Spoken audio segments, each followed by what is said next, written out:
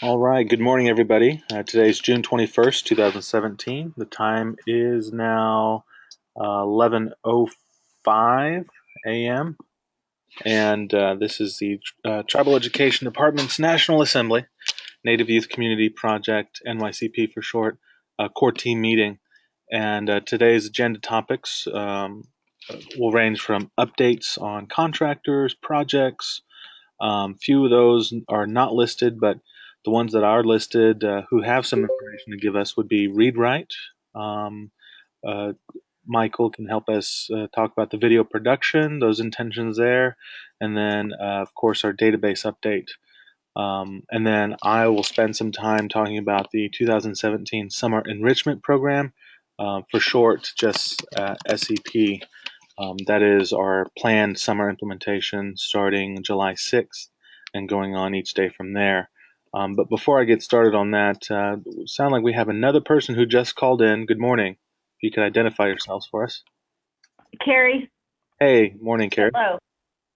Good morning. You're gonna you're gonna make it storm or something. You joined. I'm not going to call it now. No, I'm just giving you a hard time. All right, so updates from contractors. Tom, you were the first one to join us today. Why don't you go ahead and give us some updates for you? Okay, we are delivering 2 weeks of, we're delivering sessions 4 weeks out of July in the summer program. We're going to have trainers on sites for all 4 tribes. And we're going to be delivering a form of the dyad training that is specialized to this window. Specialized in our normal dyad training runs a semester, but in this particular case, it's going to be a 4-week version. And what it involves is serving up to 20 students in pairs. That's the word dyad. So there are 10 dyads. Every slot doesn't need to be filled, but that you can get the maximum value out of it by having 20 students participate in this. And they're going to be doing the excellent reading component of the normal Read Write program. So they'll learn enough of how to judge excellent reading for themselves and for their partners. So it'll be a back and forth between students where one uses what they need, what they know about excellent reading to render excellent reading, and their partner listens and gives them feedback, and then they trade off. And our experience with this is that, especially with the age group we're talking about here, that people get over nervousness and speaking in front of each other pretty quickly because they're speaking to their peers. And they treat each other pretty reasonably, or normally even, and have some fun doing this. So our job as coaches for these people are to make this happen. And we're going to be looking for help from the specialists to make sure that there's a room for it, and that they're able to provide support for students and get them started, and monitor their progress on a day-to-day basis. It'll take up a portion of a morning or an afternoon, I think it's about an hour and a half in each case, and we're looking forward to it. It's an exciting opportunity for us. We're doing dyad work in 4 other institutions, so we've gotten some practice on the ground, and we're getting good results, not just in terms of learning, but in terms of something that students can have fun with. It's not one of these adult is going to tell you what you need to do and you better do it. It's one of these things where they learn an idea and they can experiment with it and see how it works. Anybody have any questions about that?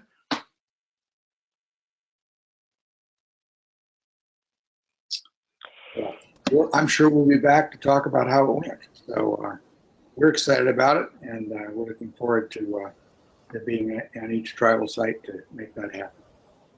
Sounds great. Tom, Yes. oh, I'm sorry.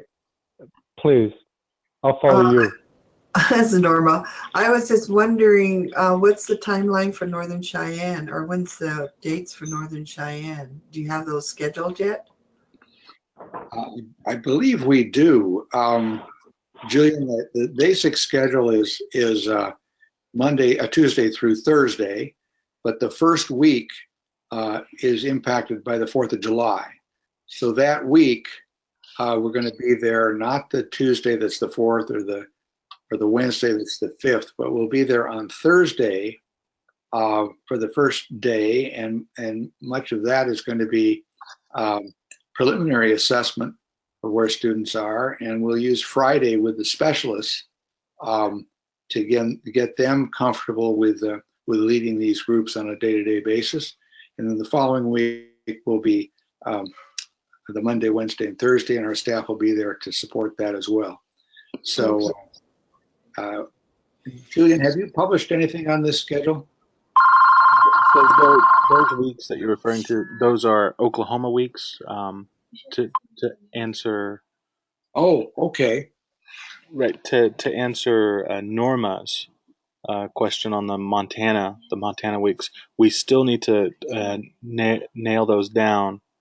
But I've talked to Holly this morning during our SCP planning call, and looks like she has some availability in September, if we can make September work, and do another kind of the similar model of what we're doing in Oklahoma, but have read write just follow that. And, okay, so in other words, our work in the July is going to be for the 3 Oklahoma tribes. Correct. And we need a whole different thing. Correct.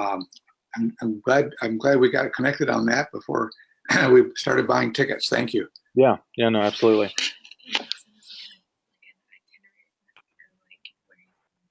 Mm-hmm. And thank you. I don't want to. Chloe did ask for an itinerary that we can talk about, so that we know at central office the schedules for when you guys fly in, fly out, and each day in particular. We'll know more about this collectively Friday when I show you guys the summer enrichment model schedule, and we can start pinpointing what days are where and how that works. Got it. Anyways, go ahead, Michael. Julian, for the support on this. Looking forward to that. Yeah. Go ahead, Michael. Well, I was going to ask a question. I'll just make a comment. I think a backdrop to this whole story, too, is how the resource partner has evolved in offering their services and support. ReadWrite is a very established company, but in developing a relationship with the tribal communities, tribal education departments, and the schools that they're serving, ReadWrite saw that it afforded an opportunity to evolve how it developed a relationship. And these dyads, how they're emerging is as a result of that. And I think that speaks well for ReadWrite as a resource provider in terms of adapting the services and supports it provides, and not wanting simply to impose their solution, so-called solution, in a way that they saw as the way they always delivered it. They were very open, very receptive, and because of it, I think that the communities very much appreciated it. I was just going to ask you to speak to that, Tom, but I wanted to let you know that UND, I'm making note as an external evaluator that this is a hallmark of this program. It wouldn't have happened without the support of NYCP, to see that resource providers need to adapt to tribal communities. And you guys have done that very well. Thank you. Thank you. Thanks for the feedback, Michael. And indeed, I think that whole idea was embedded in our original thoughts about partnering. That I just in my own community, I heard somebody say something and said, so you're saying, what's wrong with that guy? His end of the boat is sinking. We're all in the same boat, guys. We can't talk about somebody else. I mean, their end of the boat sinking. So that's funny. I never heard that before. So, all right. We're proud. We're proud to be a part of this effort, and proud to open the door to the possibility of not only learning things jointly, but being able to share these things with our friends and neighbors and colleagues all over the country. And I think that things that we can make work through this process are going to be powerful drivers of native success. But I'm looking for them to be powerful drivers of non-native people looking over and saying, "Oh my gosh, they're doing that. Look what it gets," and be leaders on that front. I really truly believe that people who have established cultures and take care of their culture and take care of their people are way ahead of people who somehow get launched into the American soup bowl and all get mixed up and presumably share a culture. And the dominant culture is mostly consumerism. It has nothing to do with heritage. It has nothing to do with understanding and working with each other. So I think it's like preserving important seed crops, that if we have a famine or a disaster of some kind, we can reach back to our stored community of knowledge about family and community and rebuild. So I think this work is critically important. Tom, this is Mark. I'm so glad this is being recorded, because what you've just said for the last 2 minutes is not only I think it's beautiful, but I think it's true. And I think there's some important economic research that bears out the same truth about that cultural cohesion and the ability to progress and also establish strong family and cultural structures. So bravo to you. Well, thank you. And none of us could be doing it if we weren't working with each other, and I have to have the same mindset for that kind of thing. It's just fantastic. So thank you for that. Thank you for your update, Tom. Michael, if you can give us some updates on our video production with Arash Hoda, and then our database progress with now Terry. I do forget his last name, but that's been a joint effort between Terry, Steve Kapler, Kevin Houchin, myself, and yourself. The first topic concerns an opportunity to feature some of the exciting work that's emerging and to be able to capture it in such a way that other NYCP programs and the U.S. Department of Education can enjoy it. Later in the summer or early fall, that August and September, Arash Hoda plans to be able to take a trip to Oklahoma to visit the 3 Oklahoma sites and hopefully engage in interactions that allow him to video some of the interactions that are taking place with the students and the families and communities. This opportunity to feature your great work is an exciting endeavor, being overseen by a highly regarded producer to produce something that will be shared with others and will become part of the permanent repository of record.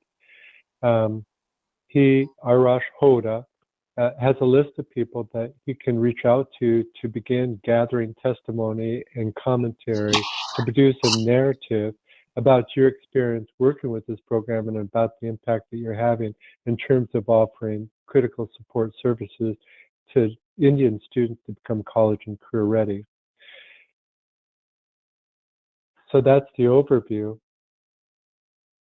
Julian, is there anything else that you would want me to say about that? No, that about sums it up. I appreciate that. And if you could just the database. Thank you. Michael, great initiative.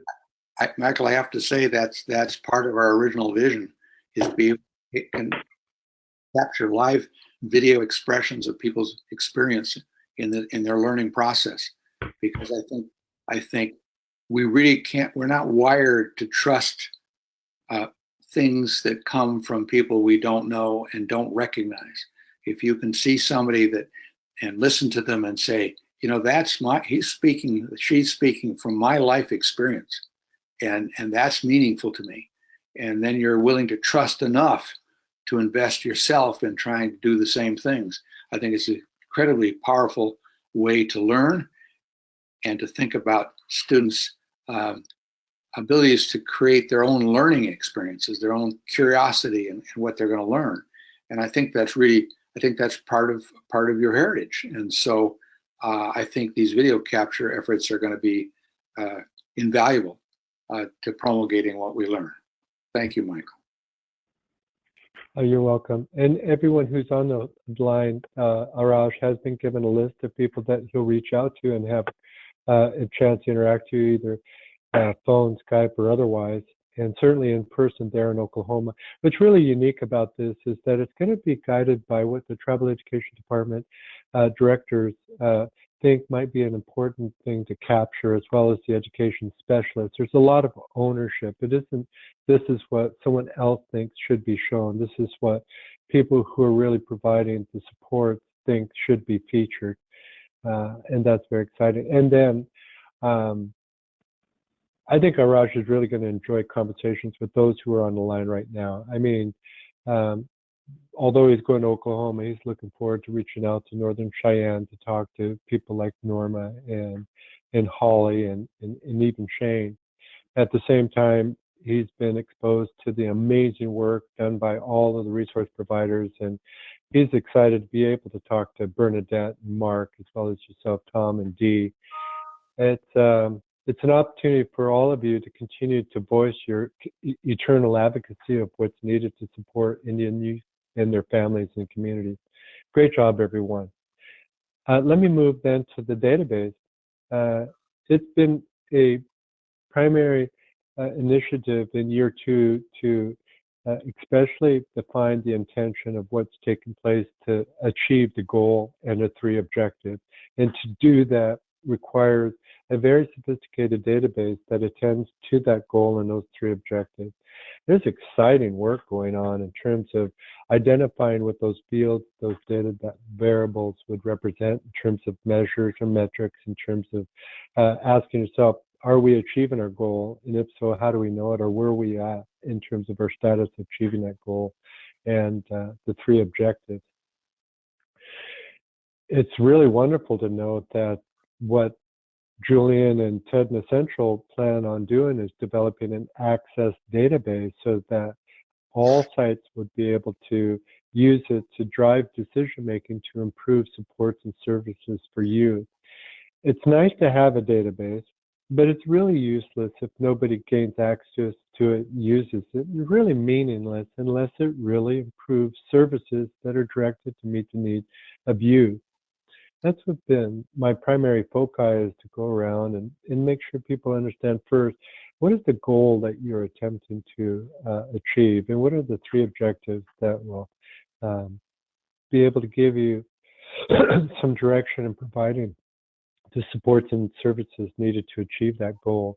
And how do you know that? What are the measures? And so real quickly, that's coming along quite nicely. Julian has been able to work with and bring on board Terry Felt, who's an expert in defining access database. And why you want something like access is because it's a commercial database. It's widely available and pretty easy to use. And with that is the opportunity that that database can exist irrespective of people who come and go. Said from another light, oftentimes people will design databases that are sort of proprietary. There's ownership within a small circle. And when a person who designed that database ups and leaves, a lot of people may not know how to use it. So that work is really exciting in the sense that it's meant to be universally accessed, i.e. an access database, and used to drive decisions to improve services for Indian youth, their families, and communities. I think there's some pretty critical spokespeople here on the line. I'd like to pause, Julian, and see if there's any questions. But before I do, Julian, is there anything else that you would like to add to that before we turn to Mark and Bernadette and to Norma and to Tom and to Carrie, as well as anybody else who's on the line? Julian, would you like to add anything more to that overview?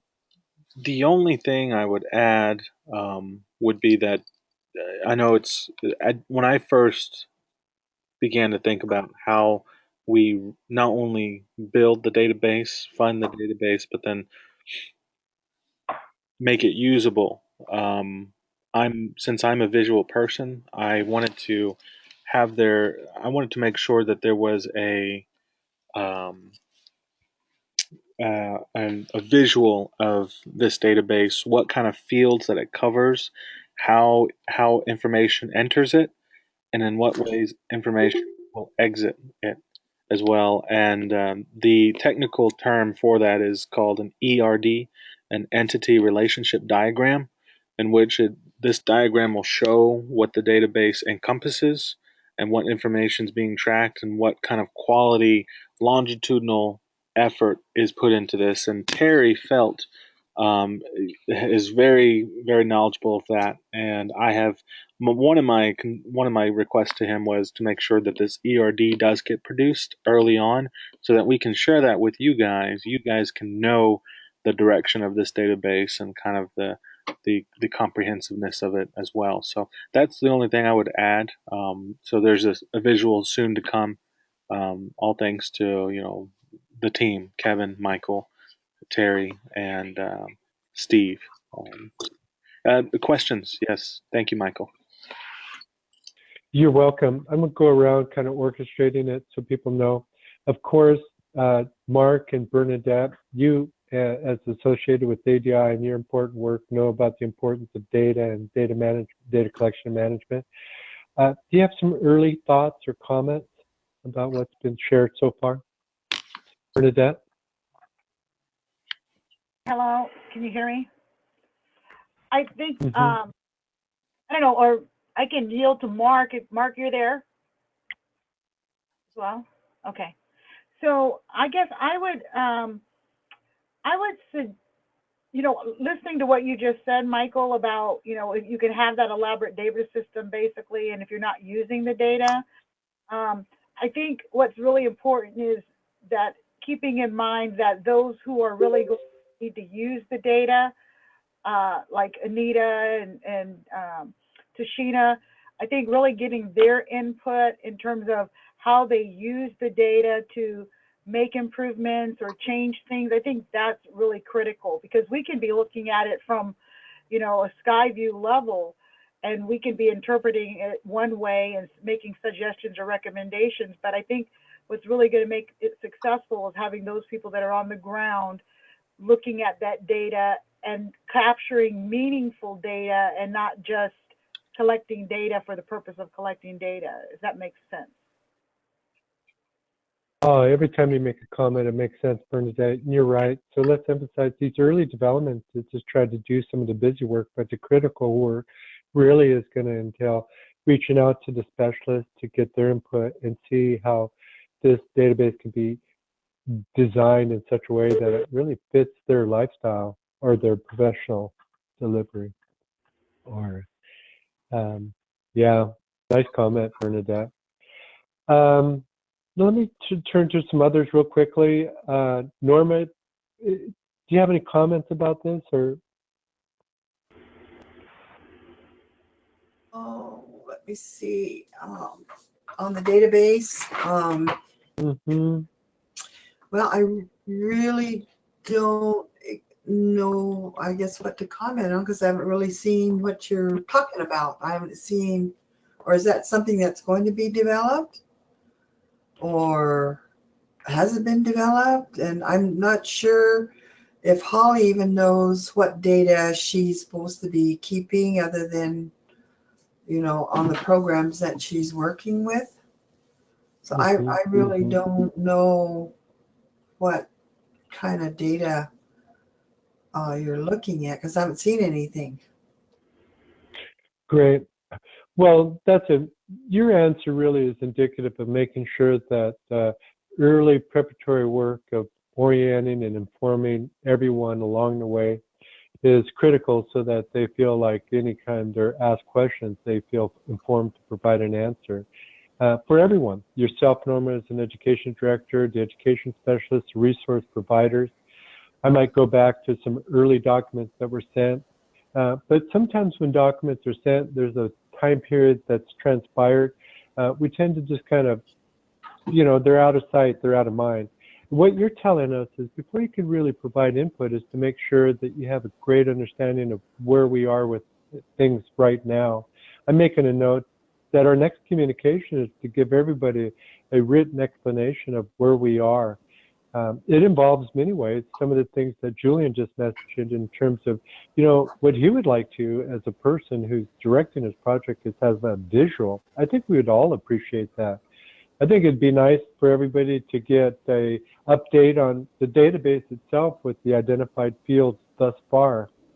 So, Norma, what you've said really impresses upon us to make sure that people are informed before they can feel involved, and to set up a time to reach out to people like Holly and all of the specialists.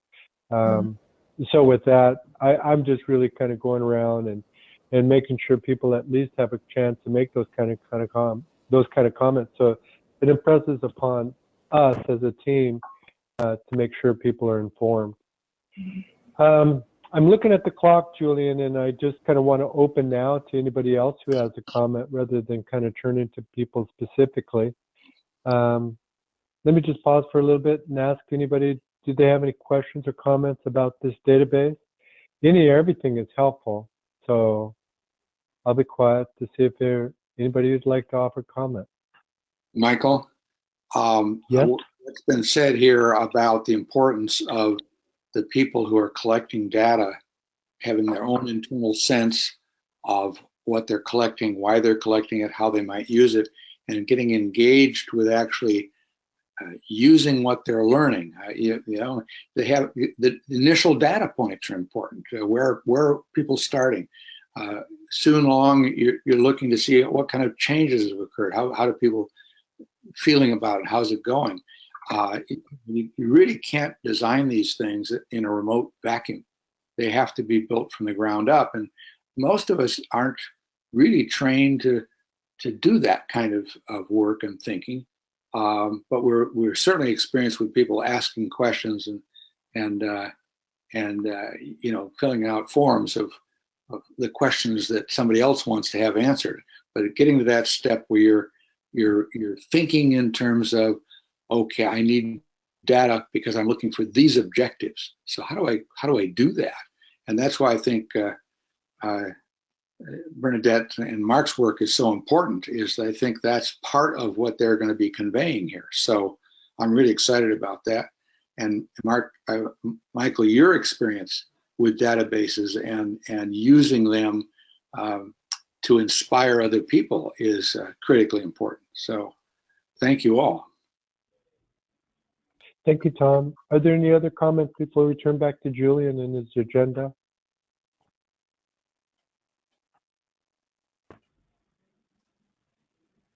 Thank you very much, everybody. Please expect an update very soon in the future about the TEDNA NYCP database. Thank you. Julian? Thank you for that. That's good. Appreciate all the comments there. I know the database hasn't been fully revealed, and the reason being that it's highly technical, and I don't even know all the inner workings that go into building that. But I do know that it does need to be relayed to everybody in a layman term sort of way, where we can all understand visually, but also in a sense of how it can benefit our program and further strengthen that model. So appreciate all that. The next thing I wanted to go over, and then I'll open everything up to questions, comments, any other things that we need to mention as a group before we end today's call. But the bulk of what I wanted to present is the 2017 Summer Enrichment Program.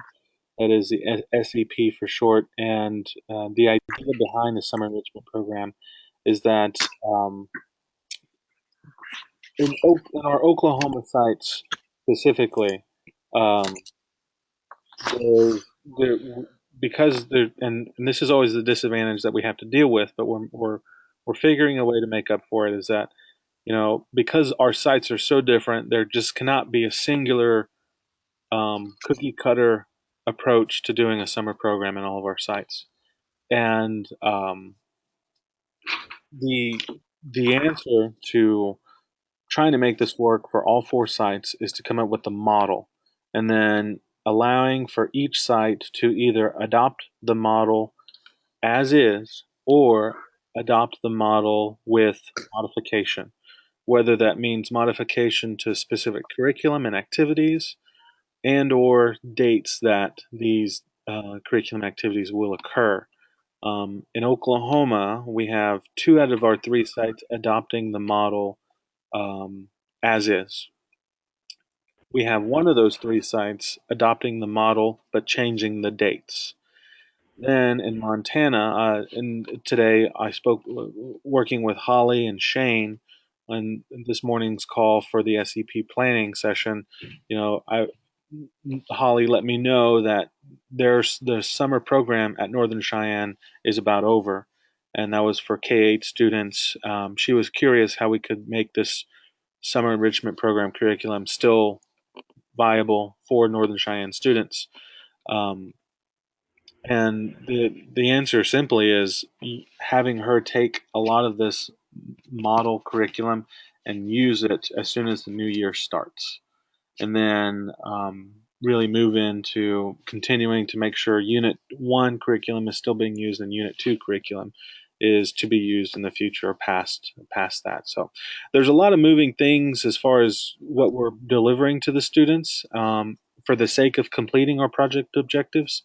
But they fall into 3 main categories. The first is Unit 1 curriculum, the second is Unit 2, and then the third category is this summer enrichment curriculum. That's for this academic year, this summer, moving into the new academic year. So what I'm presenting on is just what we've planned to do for the model summer program. Our model summer program is a 10-day program. This 10-day program starts on July 6th, that Thursday of July 6th. Then it only occurs Tuesday, Wednesday, and Thursday of the preceding weeks. That is, so for July 6th being a Thursday, they would occur on July 11th, 12th, and 13th as the second week, the 18th, 19th, and 20th as the third week, and then the 25th, 26th, and 27th as the fourth week. And each day is modeled to occur starting at 10 in the morning, going until about 2 or 2:30 in the afternoon. And that doesn't include the transportation that's transporting the students to a site and starting at 10 and then ending at 2 or 2:30 and then transporting the students back home.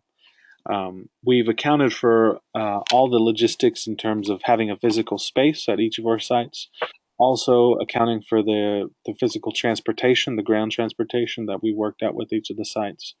And then also includes a lot of the sustenance, the actual having a lunch.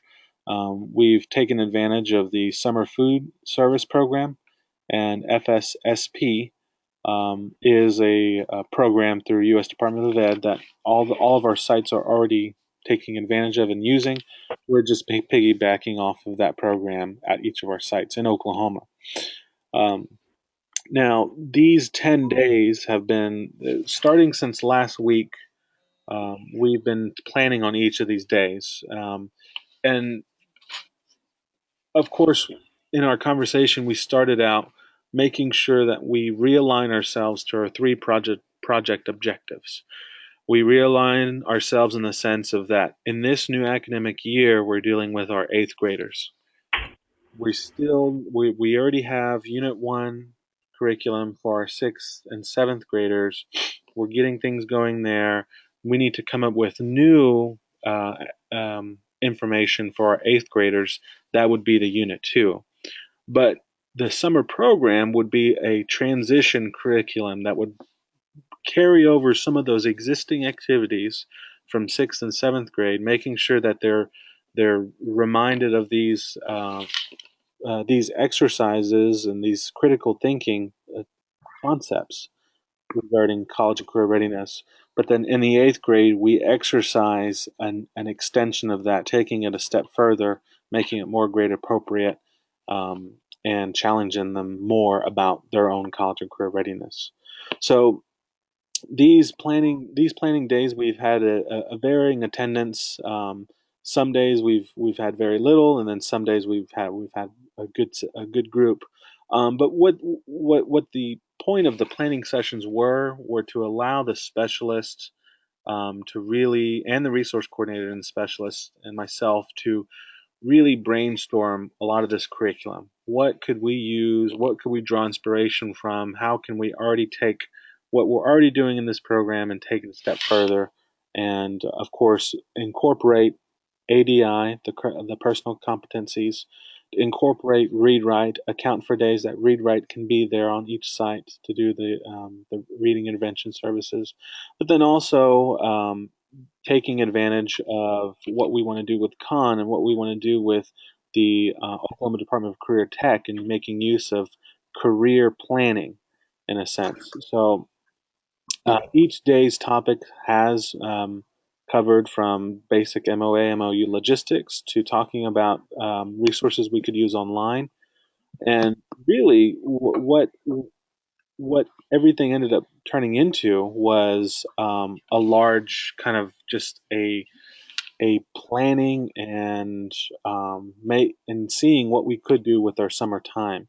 Now, there's a main Google document that we worked off as a group, and in that document, there's two other documents involved in that, but I have made sure that we recorded and written a summary of each day that we spent planning. And each planning day, I have surmised what we used to talk about how we want to do our our summer enrichment program. And pretty much the gist of it is that we're going to use what is called the Oklahoma Career Guide, the OK Career Guide, which is found at okcareerguide.org.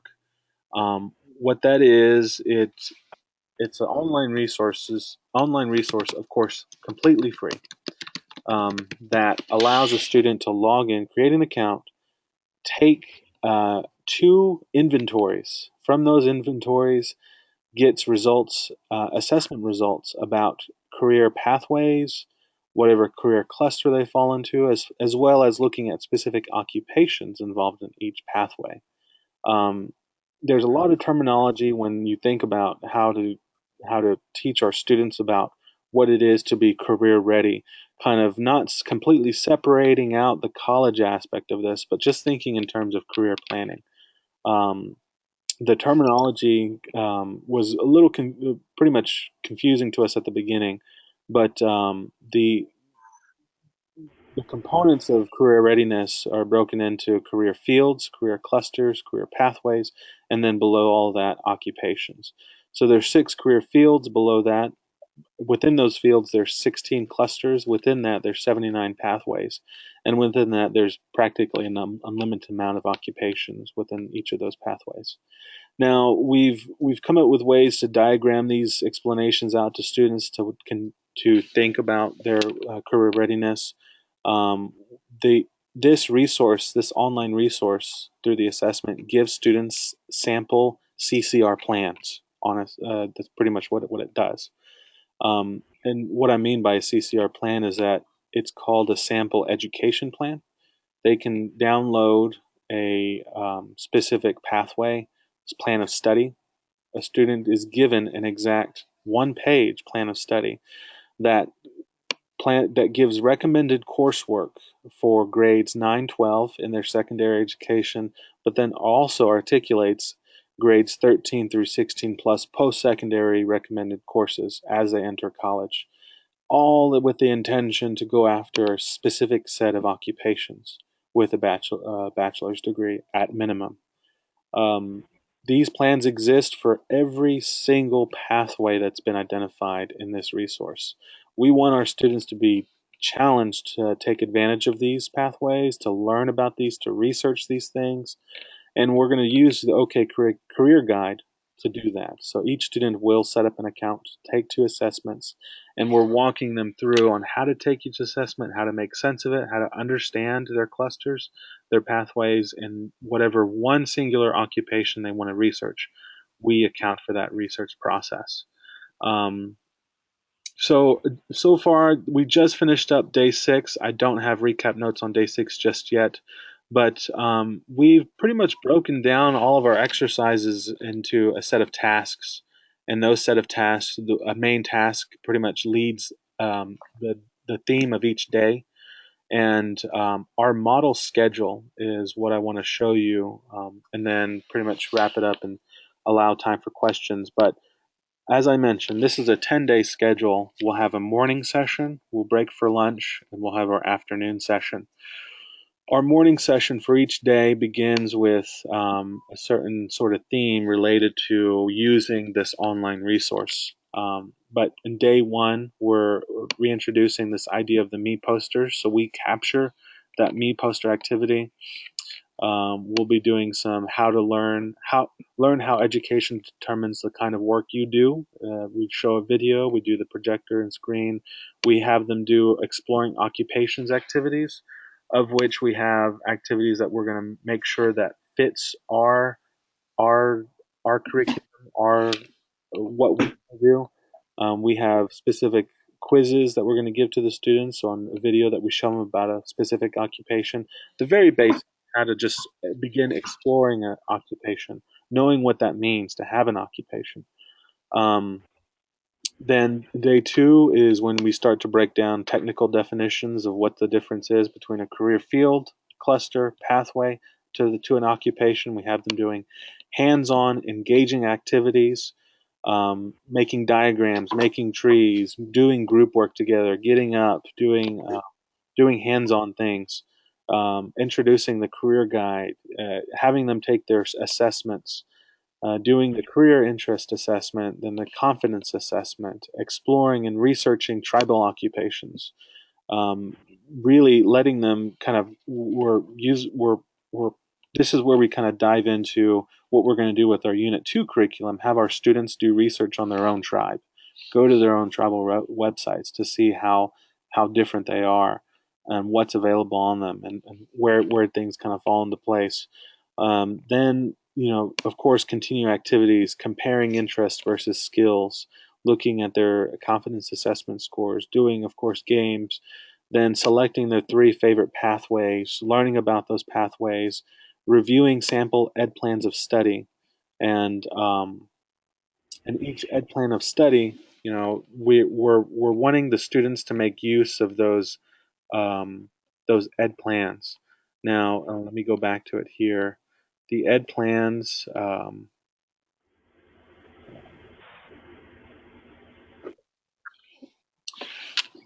The ed plan is that single page PDF. We want a student to be able to actually not just have this in hand, but actually understand how to read it. So through the exercise to review an ed plan, we want them to pick it. We're prompting them to think about, okay, what sort of science do you need, because you're going to go for this occupation or this pathway. What sort of science do you need in 11th grade? And they point it down. Then they write into the worksheet chemistry.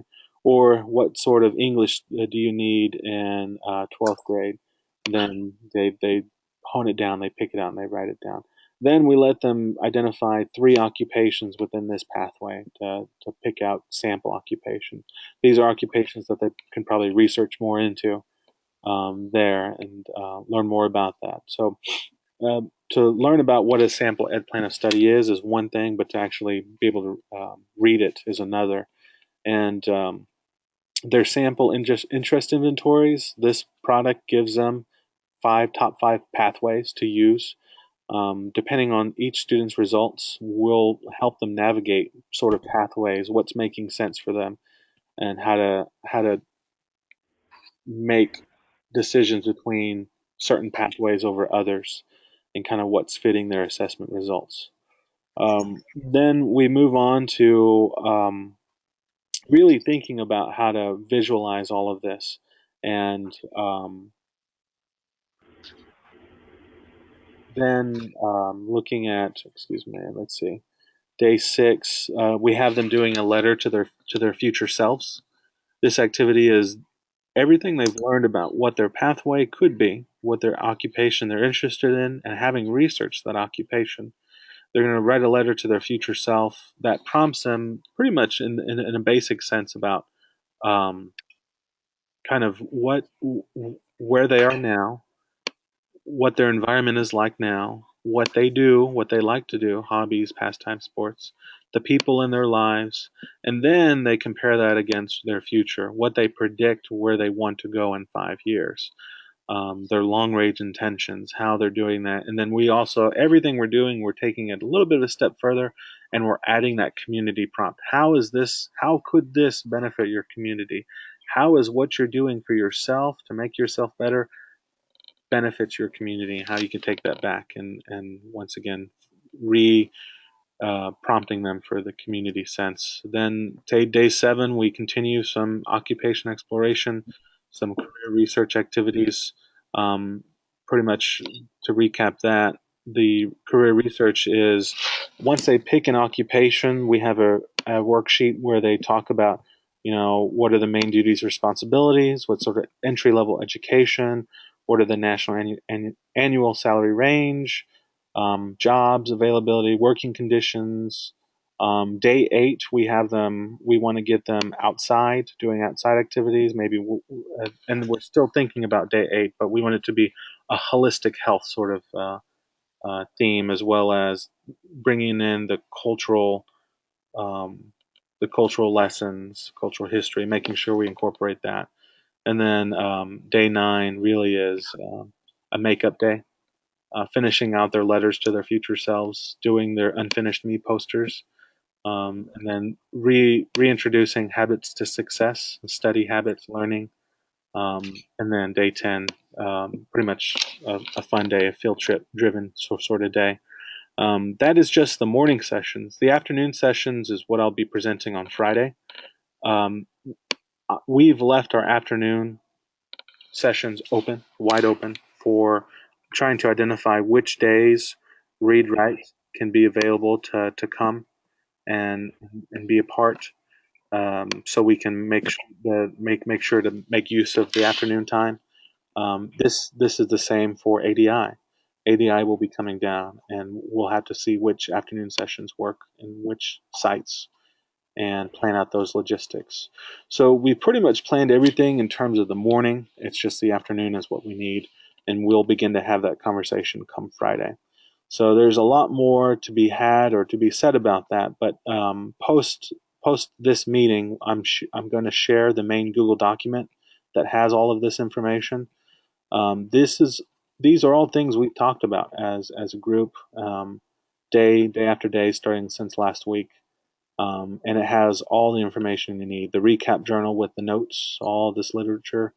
Then you have our model schedule, which is our model 10-day schedule here.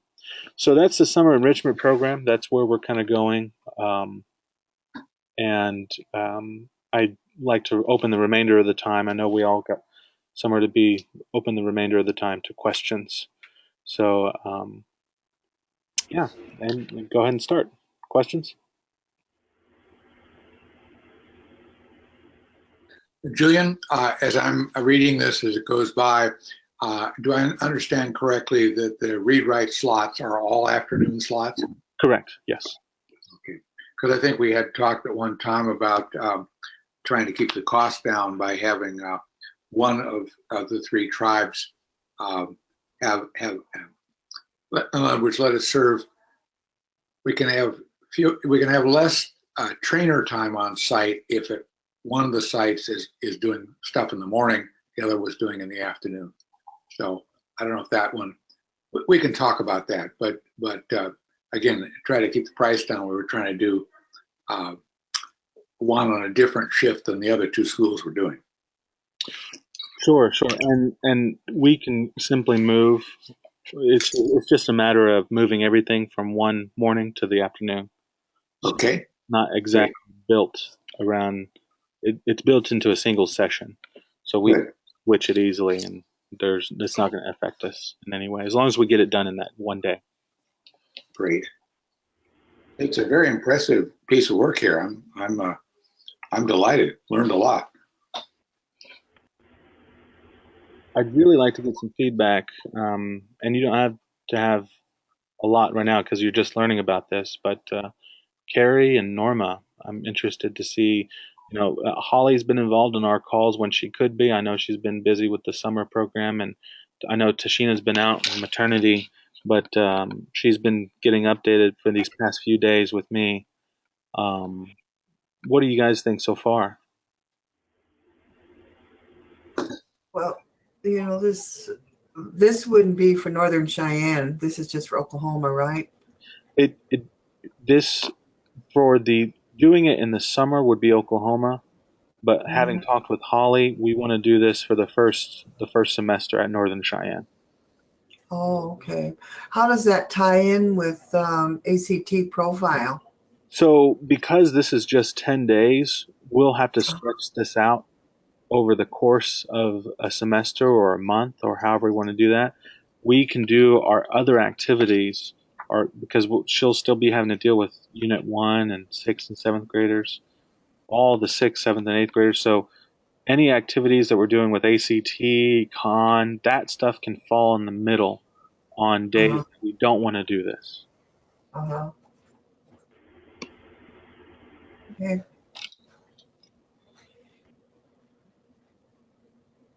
Susan, this is Gloria. Yes.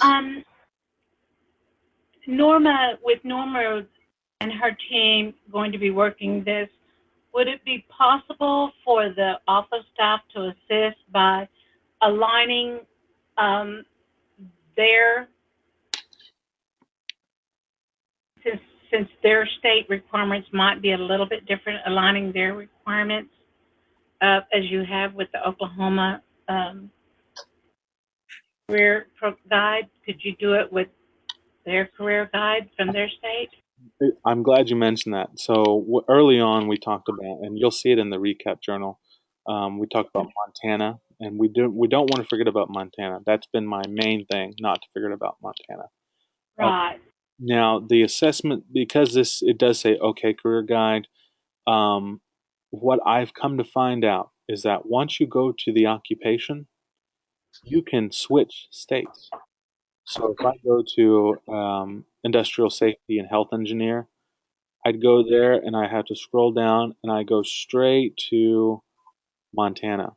I switched the state and the information, as you'll see, had already changed. So because even though it is an okay resource, I still want us to use it in Montana because the student could still take the assessment, they could still get their steps, and they can, Holly can still work with them to go through this process. And then as long as for the occupation sheets, as long as it's switched to Montana on the state, then we can use that information and it'll be state appropriate. Thank you. Yes, yes. And thank you. No, Julian, right on. Julian, this is Michael. Yes. I think also that's as a place to start. And as you map this out, one of the questions we ask is, does Montana have something similar available that the Montana students might use? It could very well be, but my assessment of this particular program compared to other states is that Oklahoma is really quite advanced. It's a leader. It's well recognized, nationally recognized for some of the supports and services. And one might even ask, when we had this kind of conversation, Norma said, well, what about profile? We begin to examine this in comparison to profile, and I think she should know that early conversations involving a specialist as well as others that began to indicate the superiority of this Oklahoma Career Guide resource over something like profile. It came to our attention because we're not sure how this affects the design of the database, but programmatically, what you just demonstrated is the sophisticated nature of this resource and how it can meet the needs of students outside of the state of Oklahoma and really actually across the nation. And it could very well be superior to other kinds of supports that are being offered from, let's say, the College Board or ACT.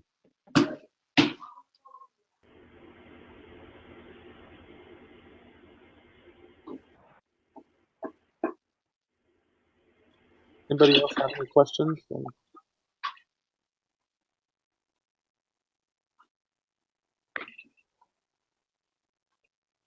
So even though I'm presenting it today,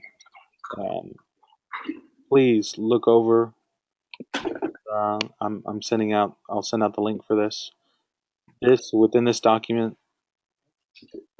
there's links to other documents and other resources. The other two important documents are at the very top: the journal, which is a recap of each day, and then the schedule, the 10-day model, the clean version of everything, post planning. This will be available 24/7 throughout. You mentioned a good point, Michael, with how this affects the database. The intention is not to pull it away too much from its original intent, um, but we do need to talk about that. That's very true. But Friday, so kind of going toward scheduling wise here. Friday, the June 23rd, from 10 a.m. to 12 Central Time. That is 9 a.m. to 11 a.m. Mountain Time in Montana. Everyone is invited, and I believe I got to make sure I got everyone.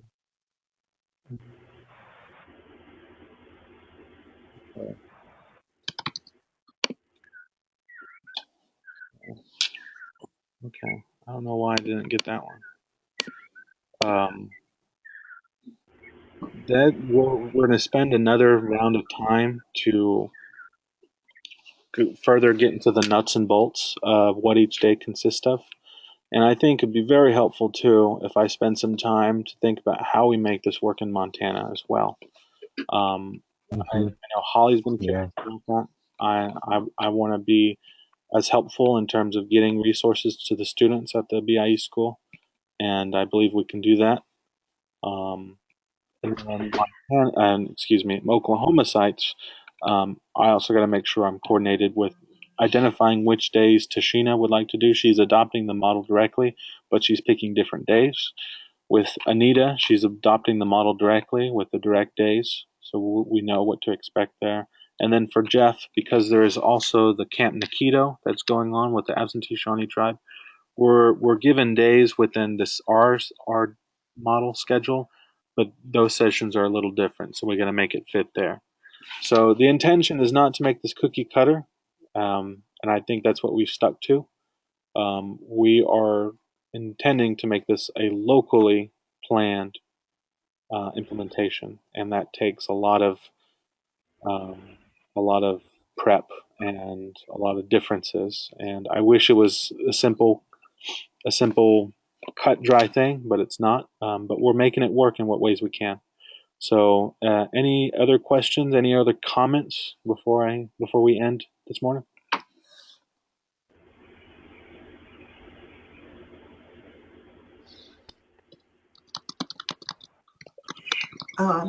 Julie and Tom, I just spoke to Holly, and Holly isn't aware of your coming down in July.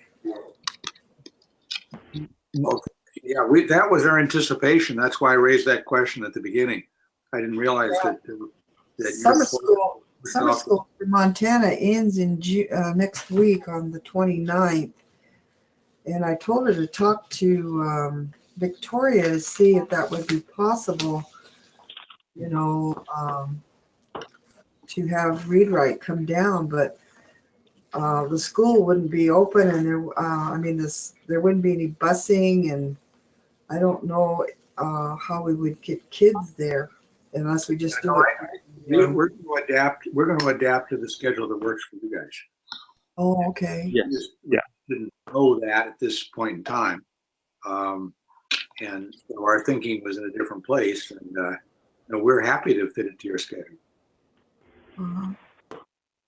So okay, well, let's see what Holly says in Victoria. We might just be able to do the community kids in Busby, but we'd leave out the lame deer because there's no busing.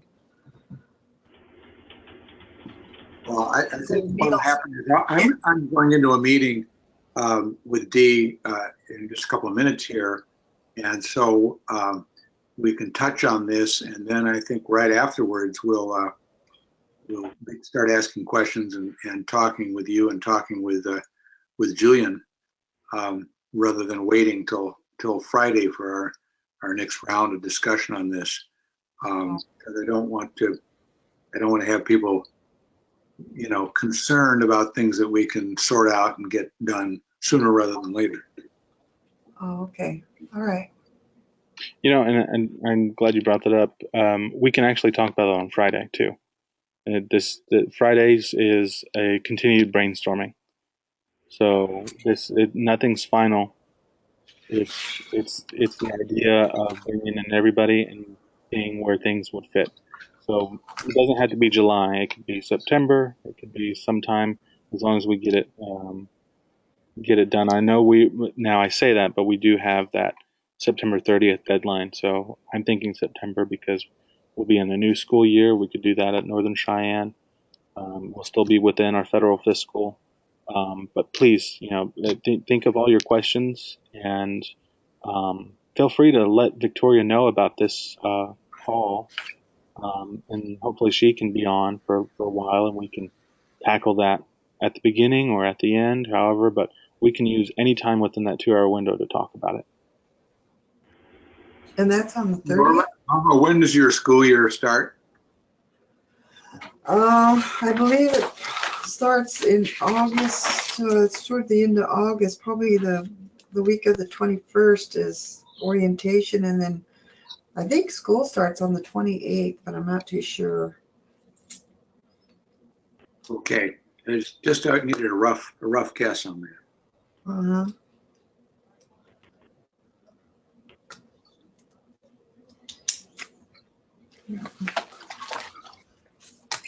So once again, we can spend that 2 hours, and that is Friday.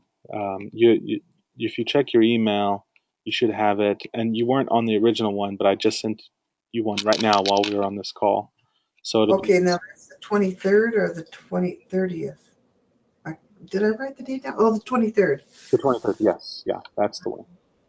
The 23rd. Okay. That's the one you want to give to her.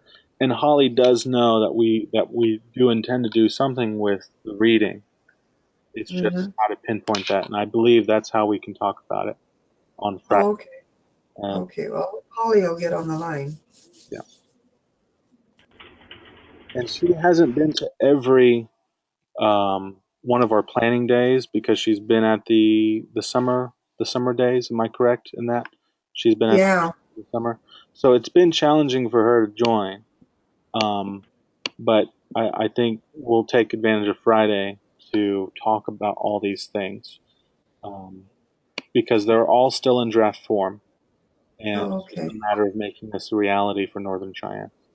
Yeah, Friday's a holiday now. I don't know if Holly will be working or not on Friday.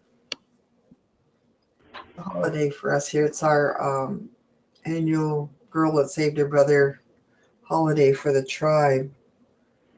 I'm not sure if Holly will be even working. Okay. How about try to get on the line? Well, while we're still here, and let's try to get this fixed right now. Could Holly knows that there's another one tomorrow? That one is from 10 to noon tomorrow. Okay. Let me. I'm adding you on this one right now. Okay. So that's a new one. So that's for tomorrow, Thursday. That's the 22nd. If you want to send Victoria that one, and then she can be involved, and we can talk about it then too. Tom, if you're available tomorrow, sure. We can. Is that going to be 9 o'clock of our time, Montana time? It'll be from 10 to noon Oklahoma time, so that'll be 9 to 11 Montana time. All right.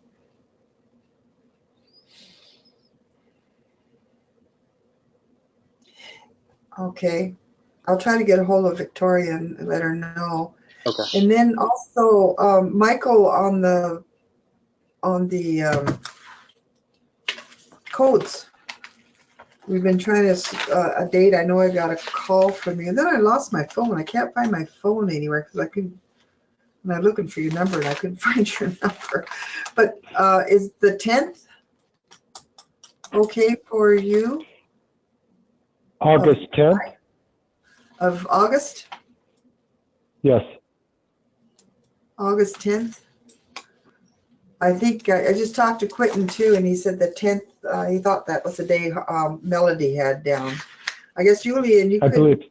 you couldn't get on the 27th of July, so that would be the 10th of August. That date. Okay. Yes. Okay. Julian, right? Is that what you confirmed, Julian?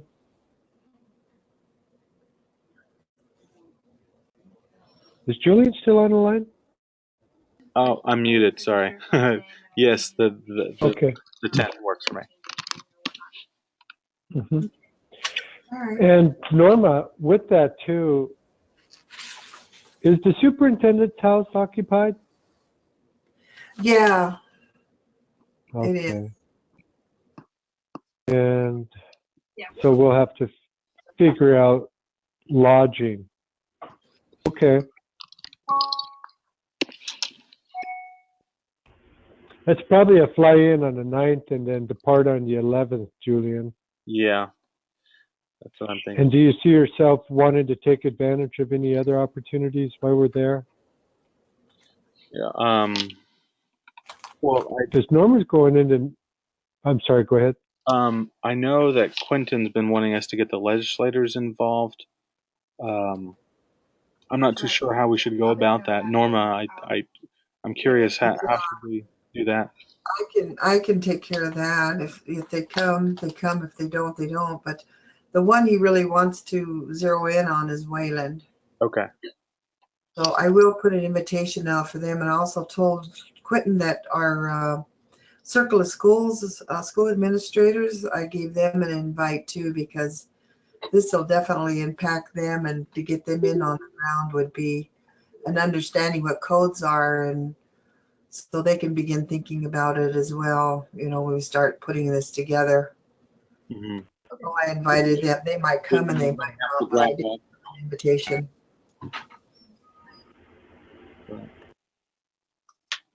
Okay. Okay. All right. Well, I appreciate everybody's time. We got to get going here. But once again, the next meeting will be, and everybody in this call is invited to it. It'll be from 10 a.m. to 12 p.m. Noon this Friday. That's not a core meeting. It's just our brainstorming planning session for SEP. The next core meeting itself will be, let me look here, July 5th. That'll be the next core meeting. So I won't be on that call. My son's getting married in Canada. So, I mean, in Coeur d'Alene. I know. Gone. well, congratulations. Good. So, All right. Well, thank you everybody for your time. I appreciate it. July 5th, and I'll see you Friday if you want to join us Friday. Okay. Thank you, Julian. Bye, everyone.